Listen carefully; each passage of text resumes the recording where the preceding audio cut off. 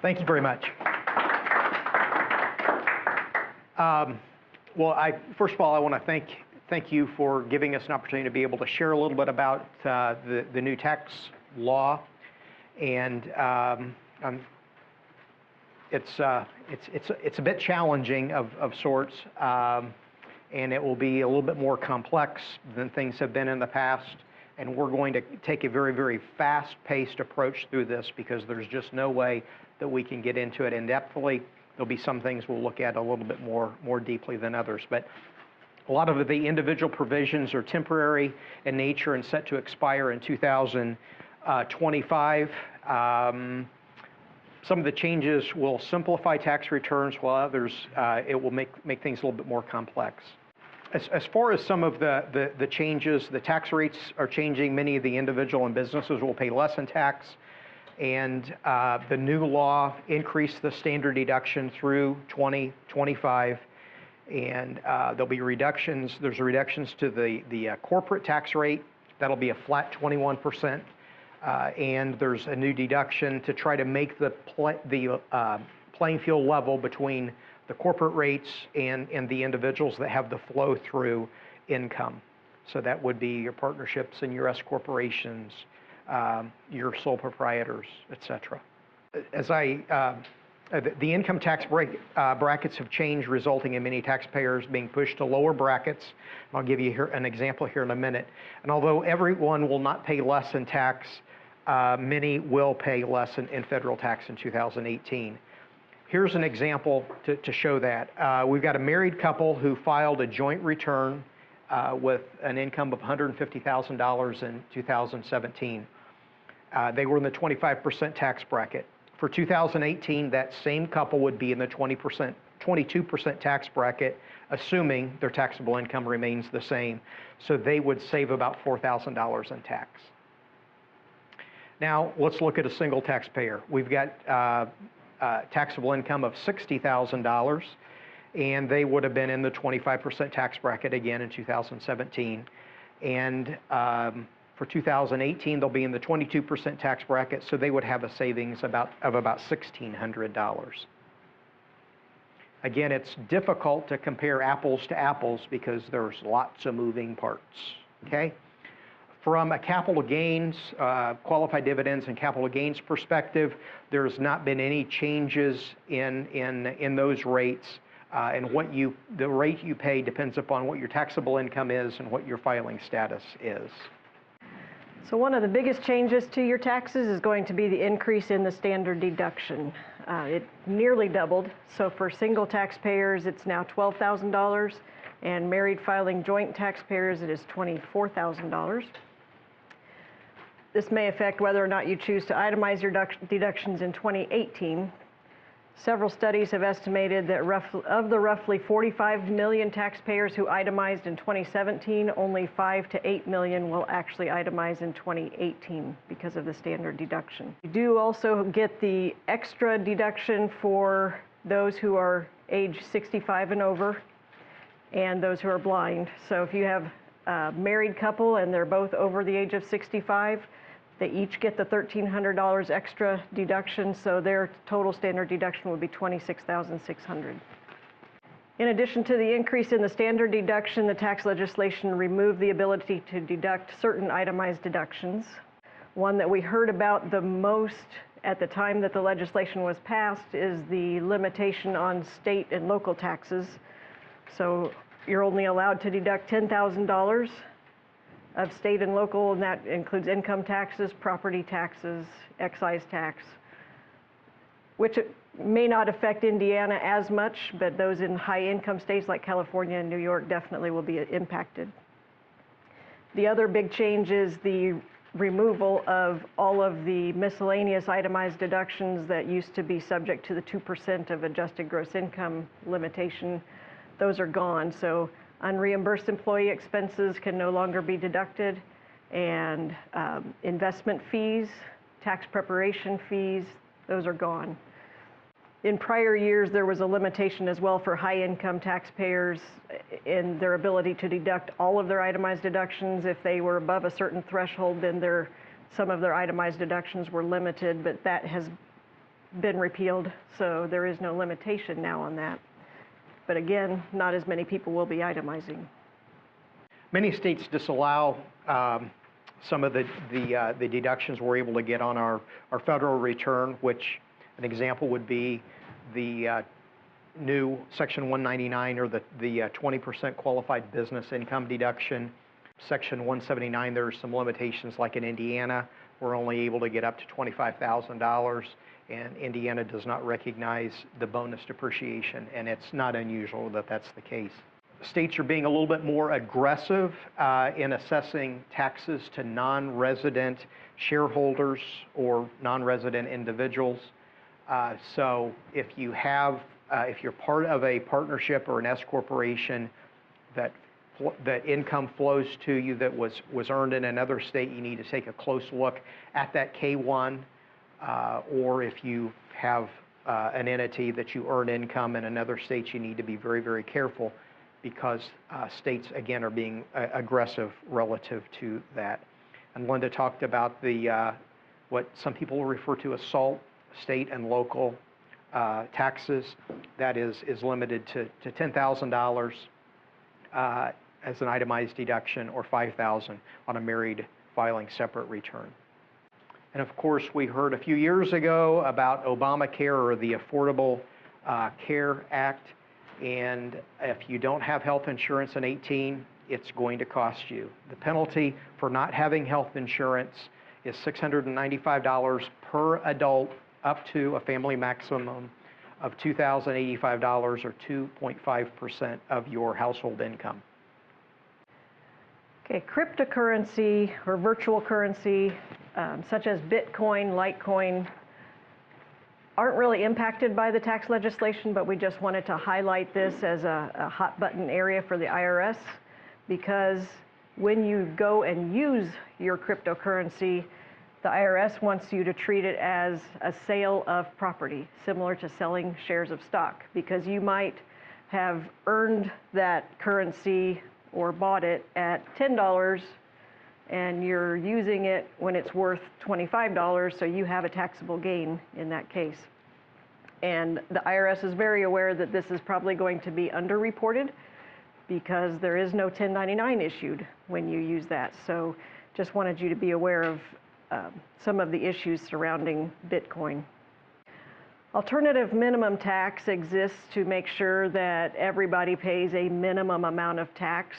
It was enacted to impact more of the high-income earners who were able to pay very low tax because of certain deductions they took or had exempt income.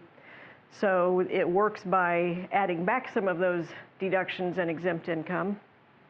Well, with the new tax bill, some of those deductions have been done away with anyway, so there is no add back for certain deductions anymore. But the AMT had started to creep into more of the middle income taxpayers, because the exemption for AMT did not keep pace with inflation. And so the exemption was down pretty low. People started making more money because of inflation, and so more and more taxpayers have been impacted by it. And with this new tax legislation, that exemption has been increased quite a bit to $109,400 for married filing joint taxpayers, and $54,700 for married filing separate, $70,300 for single and head of household. Well, we all like to put money away for retirement, right? And some of us have 401ks, some of us have, our firm has a simple IRA, and if you don't have a retirement plan, of course, IRAs are a good way to put monies away. But the 401k contribution limits for 2018 are $18,500, and for 2019 it'll be $19,000.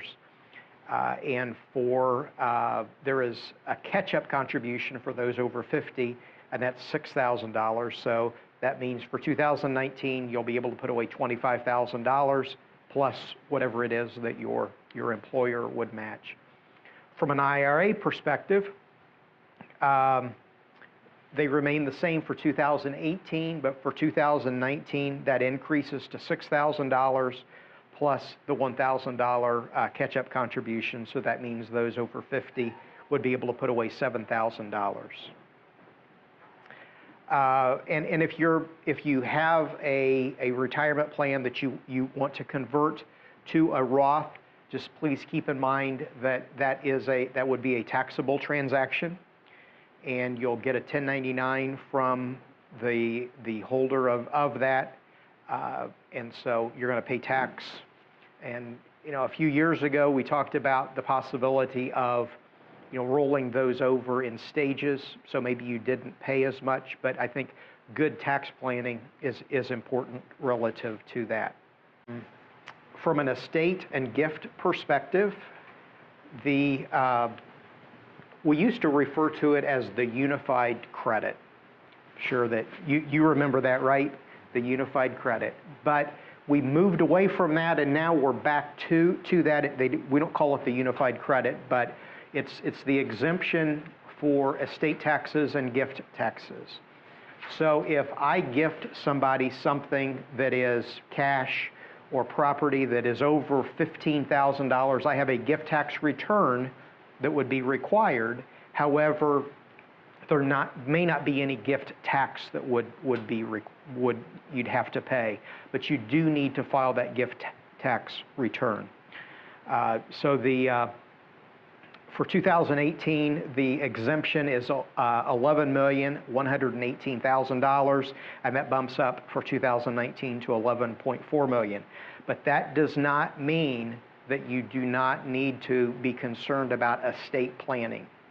And that's for the attorneys to talk about a little bit, or attorneys and CPAs, or attorneys, investment advisors, and CPAs to kind of work together so that you have a good plan moving forward as far as how your assets are transferred, not only from a good tax perspective, but also from a good legal perspective.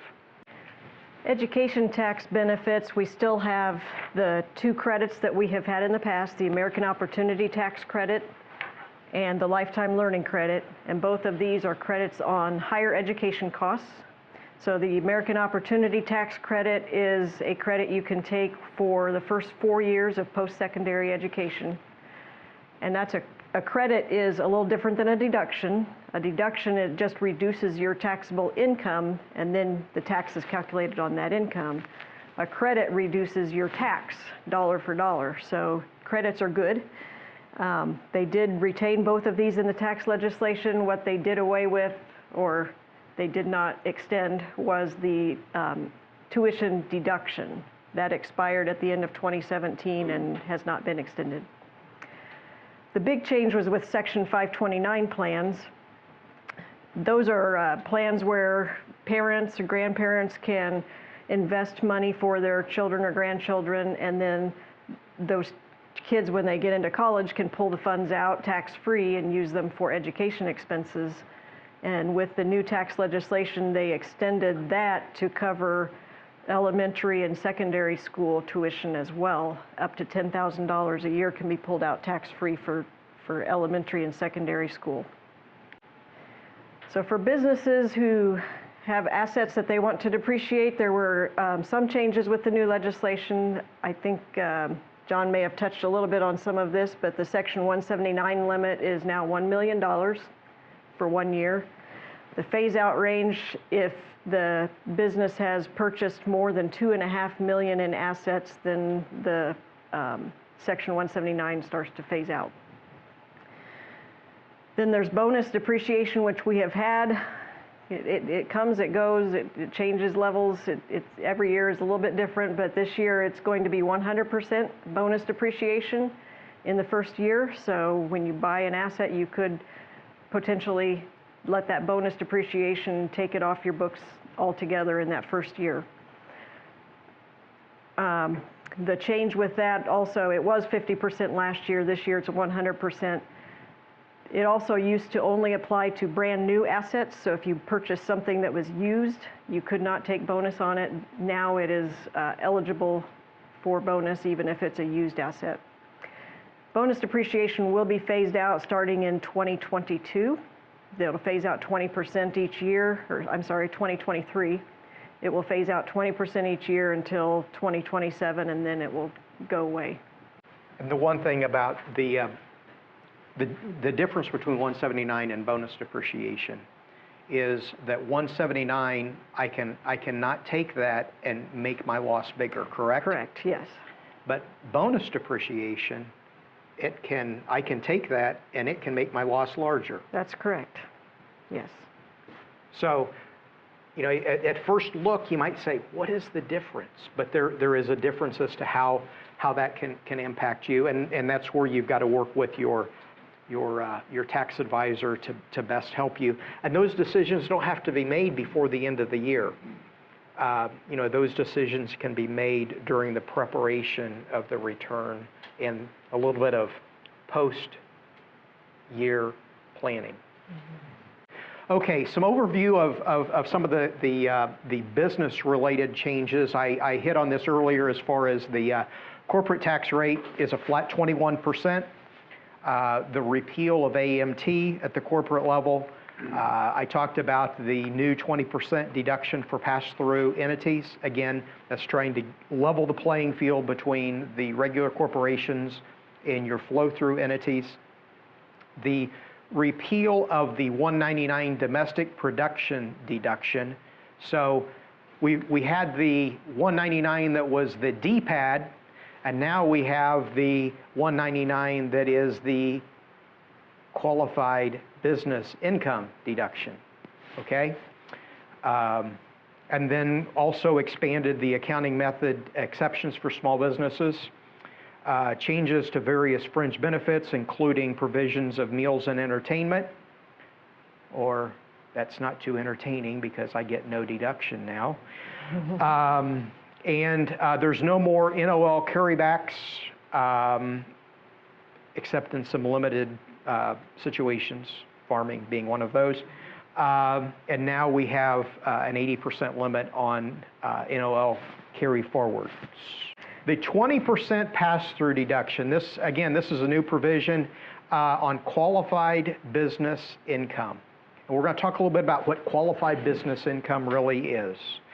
But this deduction is taken on the individual tax return. So I can have an S corporation that's what generates my qualified business income. And on that K1, whether it's a partnership or an S corporation, on that K1 it's going to give me not only the income that needs to go over on Schedule E to hit my tax return, but it's also going to give me some other pieces of information on that K1. On an S corporation, I think it's boxes 17. And I think on a partnership, it's boxes 20. But it's going to give me what my qualified business income is. It's going to give me what the W-2 wages were, and that W-2 wages can be defined 3 different ways. And it's going to give me the qualified property, because we're going to talk here in a minute about some of the limitations related to this. Okay? It's not just a flat 20% of that income. And it's not on that income, it's based upon taxable income. And your return, which we've got a copy of what the return looks like in the back of your packet, that whole return has changed. You wanted a postcard, you have a postcard now. The calculation can be very, very complex and can be limited based upon taxable income as well as the type of trade or business, okay? And again, like I said before, it's limited. It can be limited based upon W-2 income as well as the capital that you have. If your income is over 315 on a married filing joint return or on a single return or married filing separate, 157.5. And it's phased in that $100,000 between, or phased out, I guess you could say. So between 315 and 415 is where that phase out range is on a married filing, or on a married filing joint return. There are limitations on the 20% deduction, which requires a bit of work on your part, if you're preparing your own business return, or on the part of your tax preparer. Okay, it's a little bit of work. In fact, we indicated in our engagement letters there was a potential of an additional charge, and we've had a lot of people call back and say, "What are you talking about?" And because there is some more work both at the entity level, and then there's going to be more work at the individual level, and some of them it will be relatively straightforward, and we won't have as much time as what we potentially could, but it's still important for us to give people a heads up on the front end. And as I indicated before, on the K1, they'll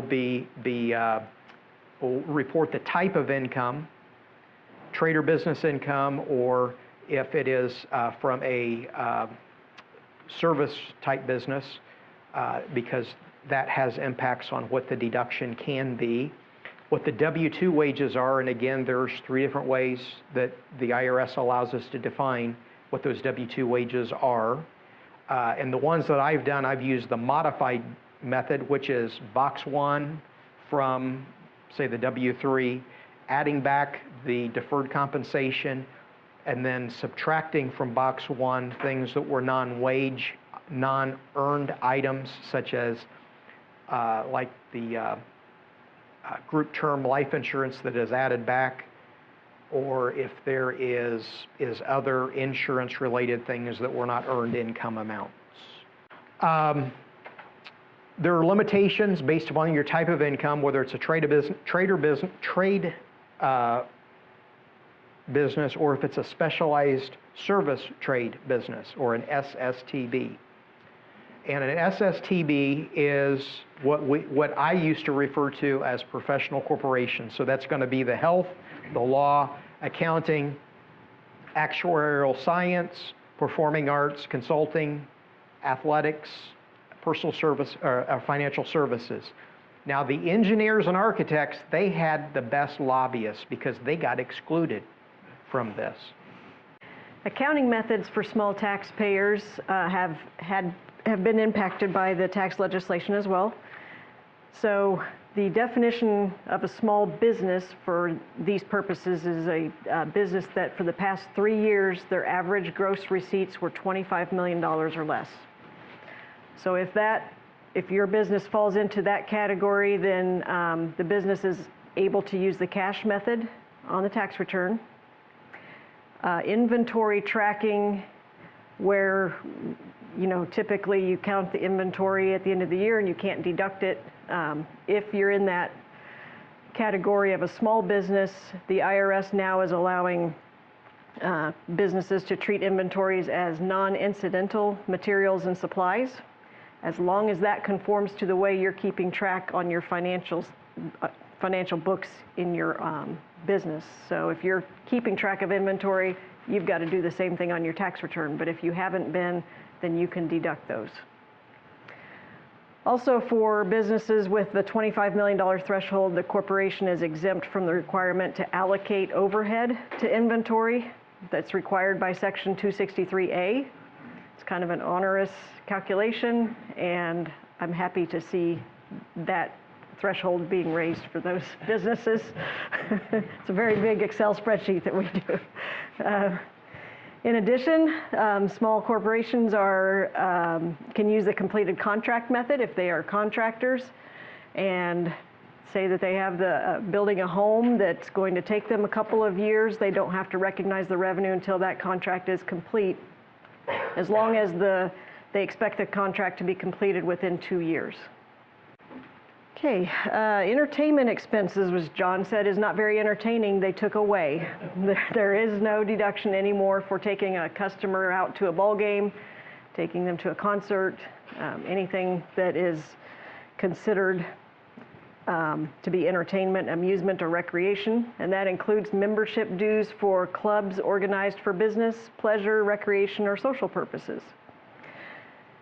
You can still generally deduct 50% of food and beverage expenses associated with operating the business, like for travel. But the entertainment part is gone. There were also several changes to fringe benefits, so transportation type benefits, and that would be transit passes, free parking, or reduced fee parking, and van pool transportation is no longer deductible by the employer, but the employer can still provide that to their employees, and it won't be taxable to the employees. The employer just cannot deduct it. Bicycle commuting reimbursement is, I personally haven't had any clients who've done this, but you can reimburse your employees for riding their bike to work. That's just the opposite. So the employee would not have to pay tax on, the employee would have to pay tax on that, and the employer can deduct it. So, and then other changes to employee fringe benefits, I think the only one that stuck out in my mind is if you're giving awards to your employees for years of service or safety or anything like that, now that has to be included in their W-2. Okay, I said something about this earlier as far as the NOLs, and so the 2-year carryback of NOLs has been repealed. NOL carry forward period is now indefinite, but you're only able to get benefit of 80% of your taxable income as a reduction of the NOL. Now there are some exceptions relative to farming on the repeal of the carryback. Some other changes to note. There are some changes relative to executive compensation. And I would suggest maybe the biggest change for many of our clients is the change related to 1031 exchanges. So if I had a truck and that I drove it and I went out to Myers Auto World and I traded that in, business truck, I traded that in, I was able to defer any gain into my next vehicle, okay? That is now a taxable transaction, okay? So the 1031 exchange rules for personal property have gone away. Has not gone away for real property. So if you have a farm and you want to sell your farm and you see a farm over here that somebody has and you want to do a 1031, that's like kind property, that is still qualifies for 1031, but personal property no longer does. So it creates some taxable income there. On-site eating facilities, which I don't know how many of us really have on-site eating facilities, but there were some changes relative to that. Rather than 100% deduction, it's now only a 50% deduction. And after 2025, or after 12/31 of 2025, there's no longer a deduction at all. Okay, identity theft is something we're all very aware of, and we just wanted to kind of point out give you some tips for how to protect yourself, how to protect your business. There's no surefire way to prevent identity theft. Even if you choose not to use online banking or to shop online, your information is out there because businesses are using the cloud more and more to store their information. So the best plan is to shred your mail. Don't let phishing or phone email scams fool you. Check your credit report, and then contact all 3 reporting agencies if you do find a breach. So checking that credit report at least once a year is a good idea so that you can catch it early. Business owners need to be mindful to protect the customer's information to avoid a potential loss of trust if your system is hacked, and liability as well. So if you're a business owner, we have some tips here for you to make sure that you have a plan is the biggest idea that I hope you take from here, is that you have a plan to protect the identity, and also have a plan if your system is hacked, what are you going to do to address that?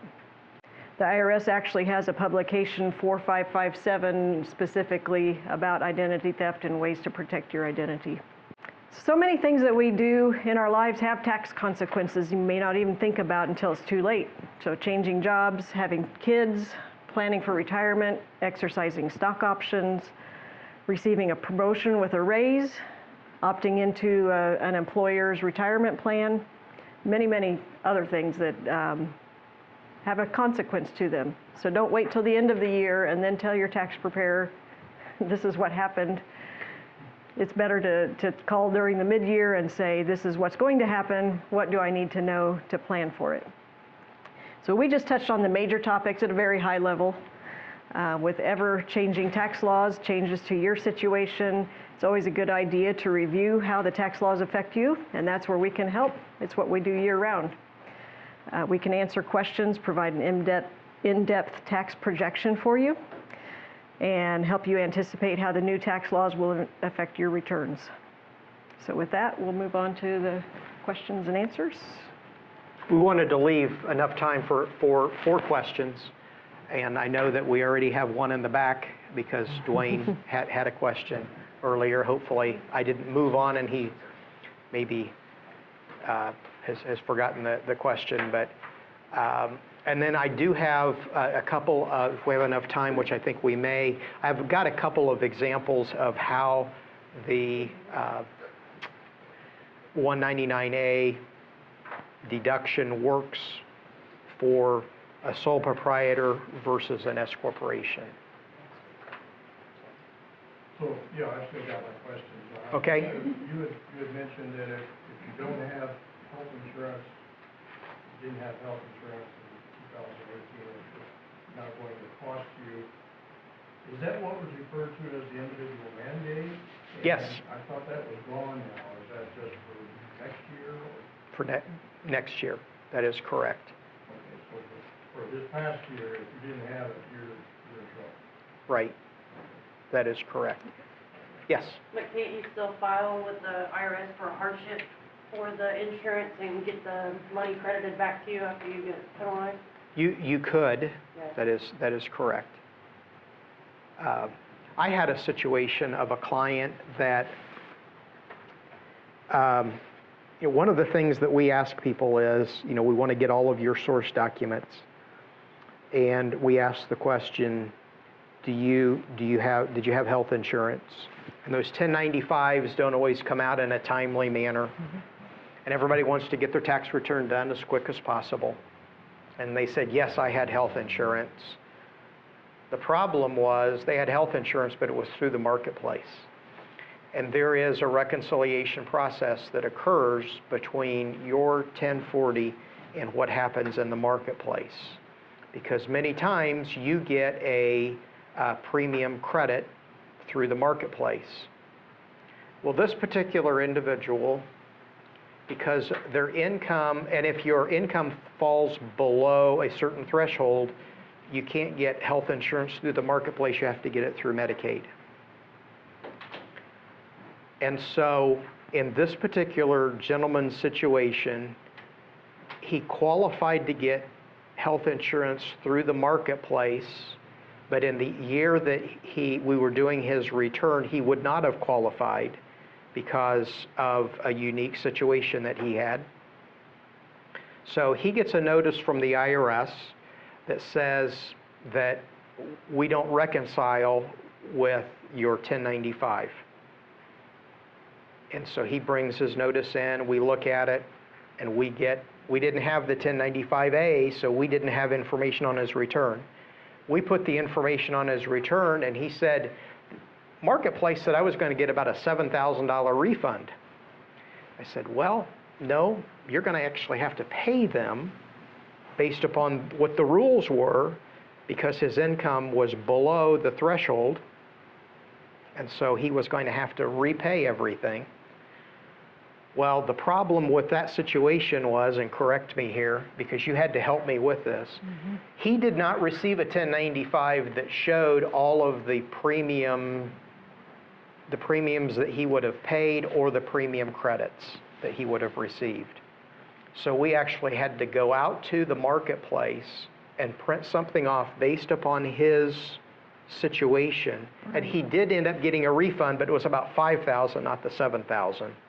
Because of some goofy things that happened for him during that year. But you can't always trust that 1095A, I found out. Yeah. And he's still waiting on the refund. On one of your slides, you talk about you get individual gets their information after you get your Mhm. There are 3 reporting agencies. Who are the 3 reporting agencies that you're supposed to report to if you have a security audit? Experian, Equifax, TransUnion, thank you. Experience? Equifax and TransUnion. The first one was Xperia. Xperia, sorry. Here we go. Okay. And the IRS also has a form that you should, if you feel that your tax return data has been compromised, they have a form for you to file as well.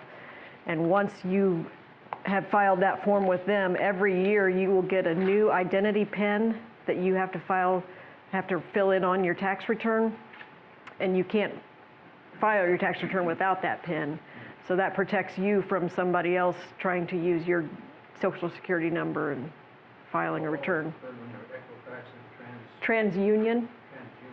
Yes. Okay, thank you. Yes. Any more questions? Did you say you had a 199 example? Yes, I do. Yeah. I'd kind of like to feel that. Okay. I wasn't sure we'd have time, so I put it at the end. Okay. Here we have Claire. She files a Schedule C.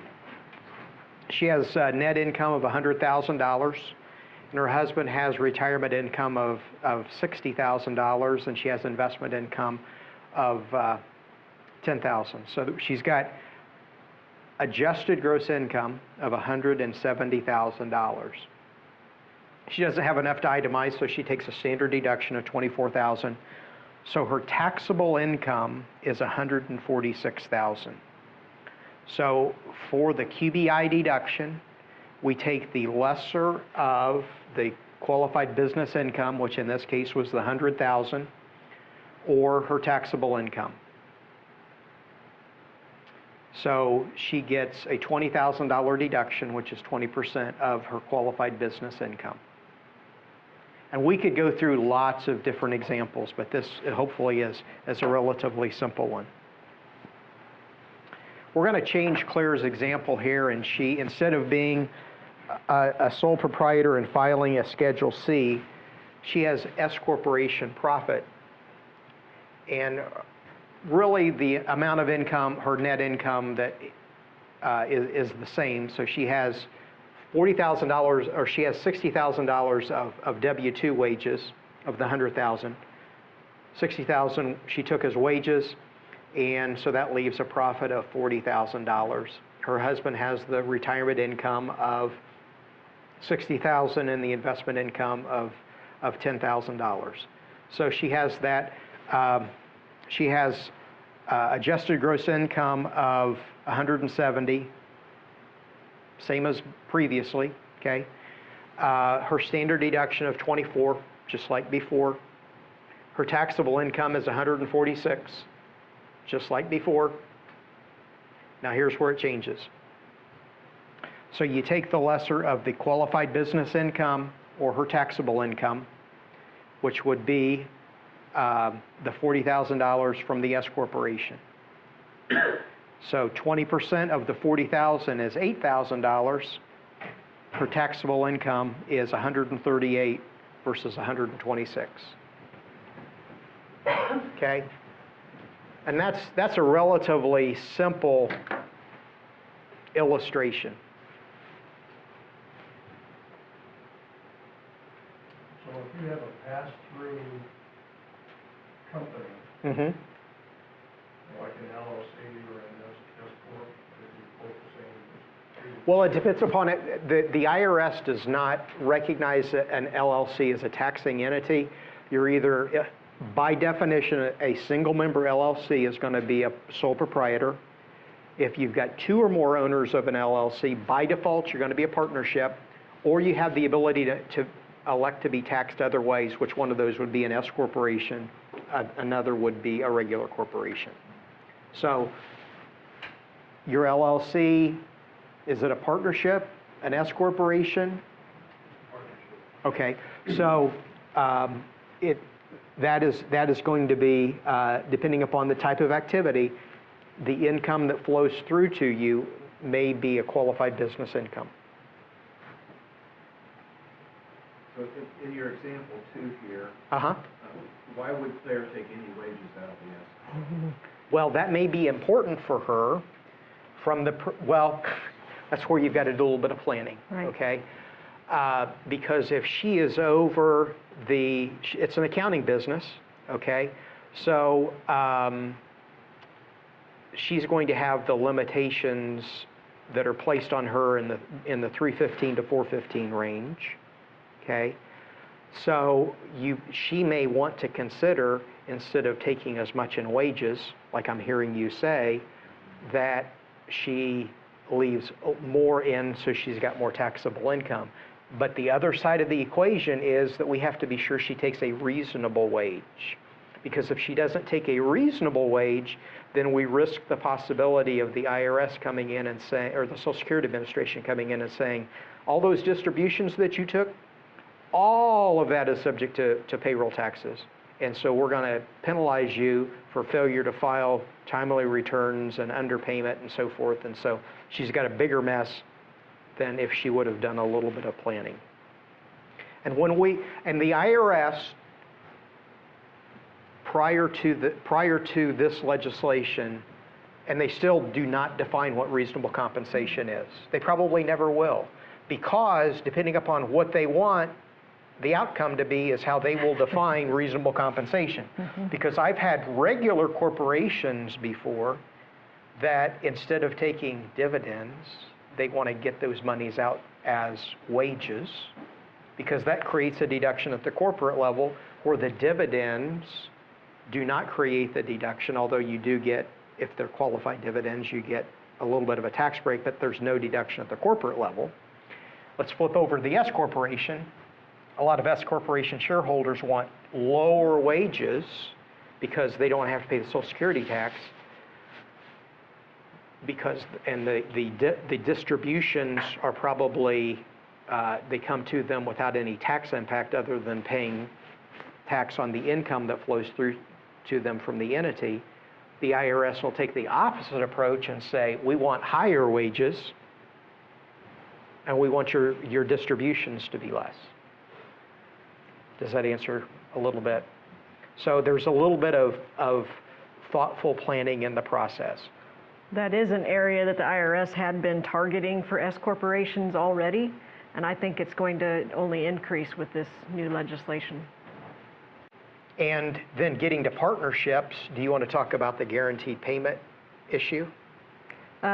So partnerships, a lot of partners will take guaranteed payments as payment for their services, and those are act similar to the wages from an S corporation. So they're deducted from the partnership income, and then the partner counts it as income on their personal return. So again, you're reducing the business income for those guaranteed payments. You know, it might be worth a partnership looking at doing partner draws rather than taking guaranteed payments, but they have to follow the guidelines in their partnership operating agreement. So we're telling partners to look at their operating agreement and maybe making some changes on that. Going back to see your attorney to talk about making the appropriate changes. And it's a good idea when you do have an agreement like that is to visit with your attorney from time to time to be sure it's up to date. And one of the partnership changes this year that you'll need to be sure is in your agreement relates to elections that the partnership audit guidelines, as well as how the representative that can talk to the IRS from the partnership, their title has changed.